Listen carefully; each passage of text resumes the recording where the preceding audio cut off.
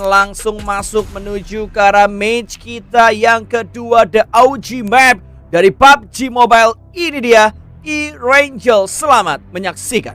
Beda kalau dulu kan perklinikan masalah airdrop lah, akan berlawanan lah, atau klinik-klinik yang lain lagi lah.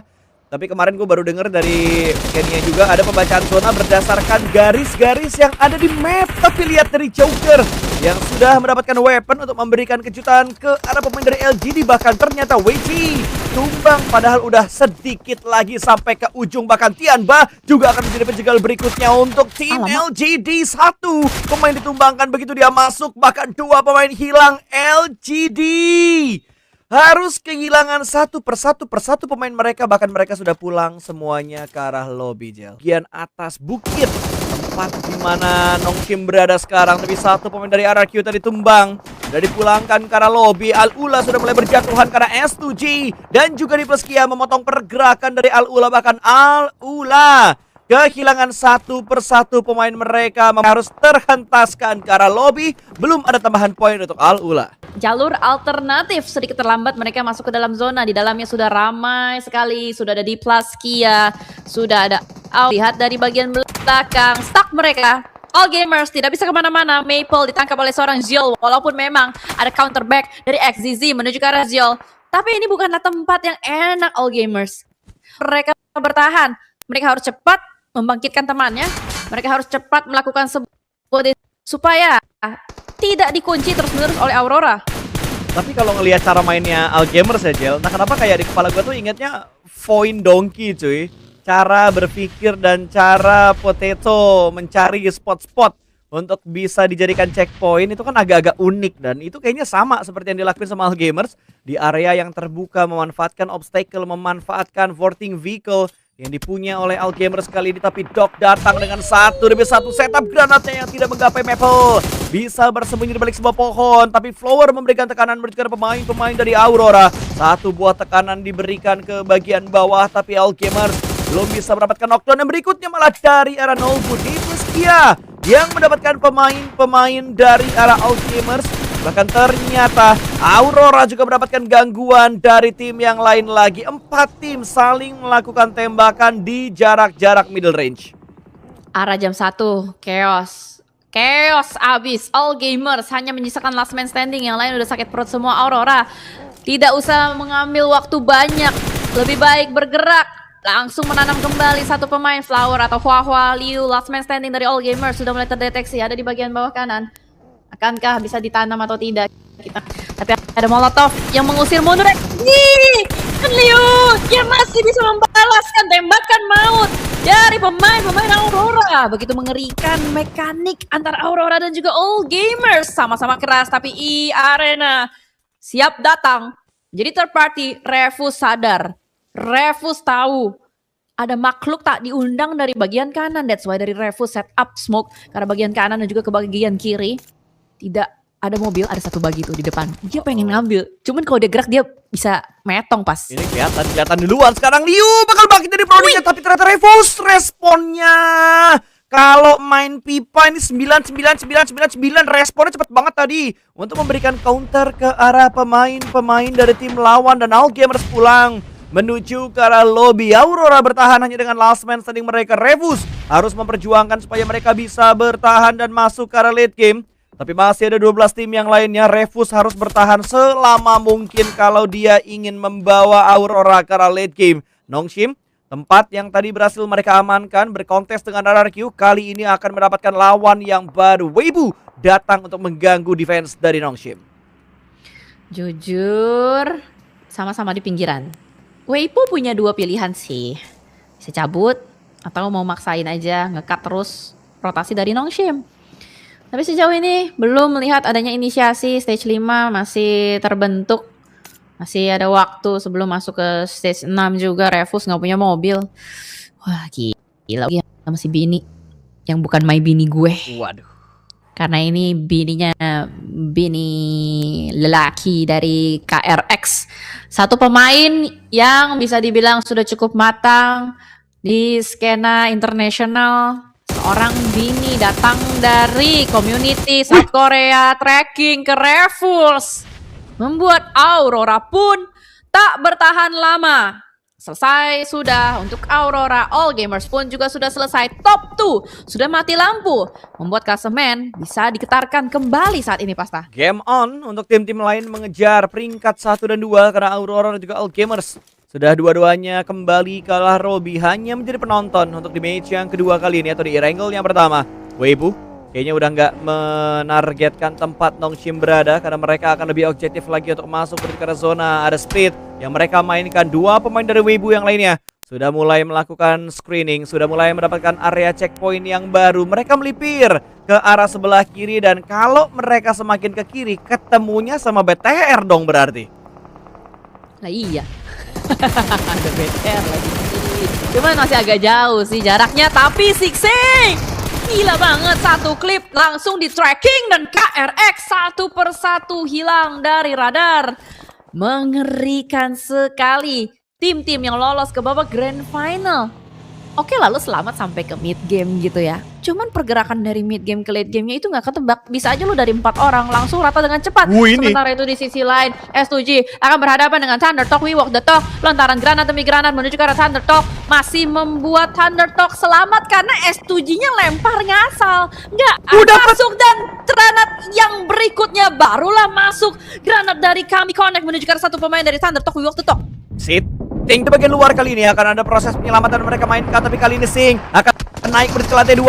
Ada satu buah close combat yang bakal terjadi, malah satu persatu pemain dari Thunderclock tumbang aja dipulangkan ke arah lobby. Bahkan Hamsu dia naik dengan cepat untuk mendapatkan pemain terakhir dari Thunderclock yang ada di lantai 2 dan kontes berikutnya akan segera terjadi, tapi masih bisa di-delay. S2G dapetin pemain dari D plus Kia.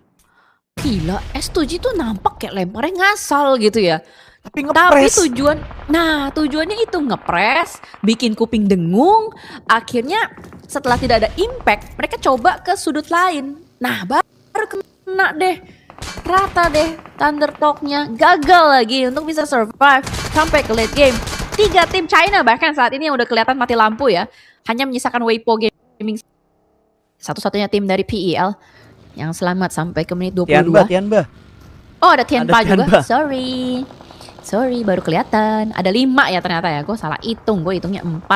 Banyak karena memang. 4 itu dari group stage. 4 itu dari group stage. Wajar kalau banyak. Satunya dari tuan rumah soalnya. Kalau nggak banyak nggak mungkin. Kalau nggak kesorot nggak mungkin. Tapi Tianba, dobrakan mereka gagal cuy. Satu tumbang di bagian luar. Rezi bakal merespon. Satu granat lempar tipis ke dalam dari ruangan, meledak. Korban berikutnya berjatuhan. Milu tumbang di dalam lantai 1. Pantulan granat dari BTR akan dilakukan kembali. Rezi turun terkena shotgun cokot dari seorang acing. Tumbang satu pemain dari Bigetron. Menyisakan 3 player aktif karena tadi langsung dipulangkan begitu saja berkira lobby. Petrales membackup dari seberang dari arah rumah yang lain lagi, tapi lapar di arah lain juga bisa mendapatkan pemain-pemain dari tim Nongshim.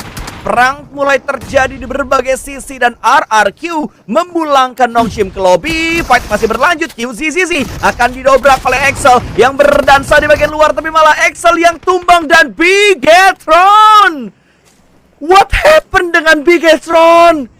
Malah mereka yang lulu lantah, push mereka berantakan dan membuat mereka pulang ke arah lobby. Gila, banyak banget tukar-tukaran trading knock-nya. Tadi Milu terakhir yang terlihat dari Tianpa yang berhasil untuk meratakan pemain-pemain dari Bigetron tadi ya.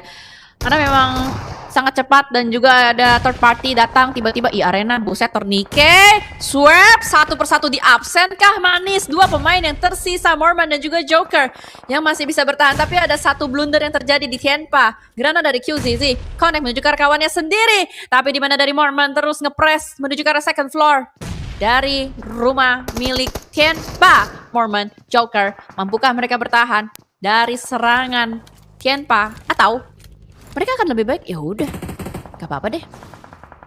Ini aja tetanggaan aja, sharing compound aja, toh belum kelihatan kok stage 7-nya. Bener. Kenapa harus dipaksain gitu? Tadi kayaknya terlalu cepet.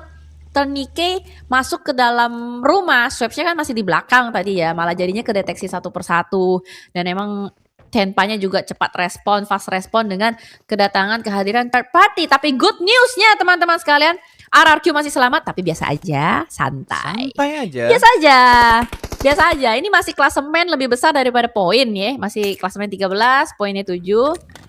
nggak usah terlalu diinin banget. Bener. Santai aja RRQ. Apalagi bannya gembos tuh. Rotasinya bakal susah kayaknya. Ada smoke gun yang dipegang dan digunakan, terlihat dari centlingan-centlingan. Tapi Arena, Morman, terlalu barbar ya.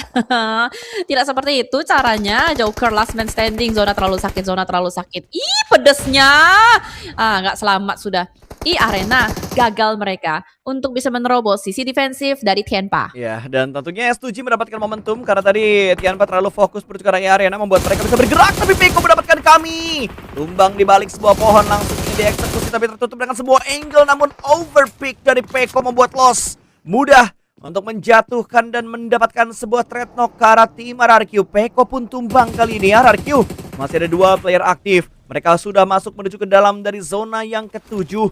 Tapi adakah penyelamatan yang akan dilakukan oleh RRQ dan juga S2G? Karena masih mendapatkan chance, mendapatkan kesempatan juga. Ada satu delay yang dilakukan. Hamsu melemparkan granat menuju ke arah Tianba, tapi Tianba belum tergapai dengan granat setup yang dilemparkan oleh S2G.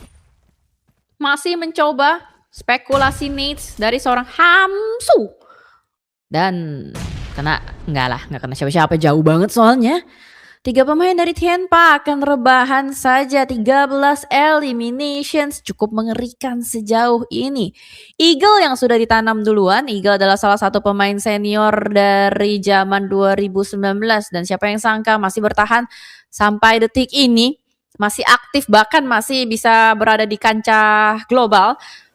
Teman-temannya Milo, Acheng, QZZ kan bersembunyi di smoke. Itu dia tutor grading. Sembunyi di dalam mobil, pakai smoke, atau mungkin mobilnya diparkirin di samping batu.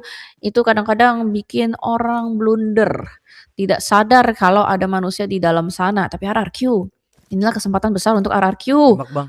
Aduh, marking doang. Viren. Dia nge-marking doang, nandain doang. Tapi lihat Hamsu, granatnya bergerak ke tempat smoke yang baru aja ke pop up. Tapi Tianba pintar, mereka masih mendelay, mundur lagi sedikit karena belakang menghindari granat yang dilempar oleh seorang Hamsu. RRQ pun masih bersabar menunggu momentum untuk bisa mendapatkan pemain-pemain dari S2G. Dan Tianba datang di waktu yang tepat. QZZZ dapetin pemain dari S2G. Hamsu tumbang begitu saja, gak ada backup dari Solkay. Akhirnya tembakan datang, Solkay mendapatkan threat-nya ke arah Tianba. Oh my god, ini ada kesempatan depan mata loh. Untuk RRQ, tenang ya RRQ ya. Santai lapar dan kawan-kawan. Tidak usah tergesa-gesa, kesempatan besar di depan mata. Akan ada informasi terus-menerus diserap oleh seorang Asep, Tianpa, dan juga S2G. Akan alot, akan fokus satu sama lain. S2G last man standing yang hilang sudah mulai dicari oleh Tianpa. Tapi dari tadi batang hidung belum terlihat, kaki belum terlihat, daki belum terlihat apa-apa. Aduh, RRQ dapat gaya angle-nya gatul banget gue. Soalnya ini lumayan flat ground. Jadi sebenarnya kalau misalkan RRQ-nya dari tadi mau nekat, bisa-bisa aja. Tapi memang ada resiko-resiko yang harus diterima. Itu sih yang mungkin jadi bahan pertimbangan kenapa dari tadi RRQ nggak coba maju gitu. Iya, disiplin banget RRQ, mereka nggak langsung sepanjang-panjang party ketika Tianba berfokus menuju ke S2G. Sementara last man standing dari S2G masih belum terspot. Berkali-kali ada tembakan-tembakan datang dari arah Tianba menuju ke arah Lost, tapi Lost masih bisa bertahan. Knock satu pemain, Lost dapetin satu. QZZZ mendapatkan pemain. Lindas Gaming Israel, Viren bahkan maju ke depan sana, tapi Lost mendapatkan Milu. Hanya tinggal 2 tim saja yang tersisa. Lost bahkan mendapatkan knockdown karena pemain dari RRQ 2 melawan 1. Masa ia kalah 2 lawan 1? Ada yang tumbang dari RRQ. Akankah diprioritaskan? Tapi ternyata hanya menyisakan 1 melawan 1 karena 1 anggota dari RRQ juga ikutan tumbang. Dan Lost make a play, dipulangkan. Pemain-pemain RRQ menuju ke arah lobby. Lemparan granat dari Lapar menuju ke arah titik yang salah karena Lost sudah mulai bergerak menuju ke arah kiri. Tapi splash damage-nya berhasil didapatkan. Lost berpindah lagi menuju ke arah kanan. Sudah mulai nge-spot keberadaan Lapar yang ada di balik batu. Tapi Lapar belum mengetahui ada yang bakal bergerak. Jangan sampai kalah. Dan akhirnya RRQ bisa mendapatkan winner chicken dinner yang pertama untuk Indonesia.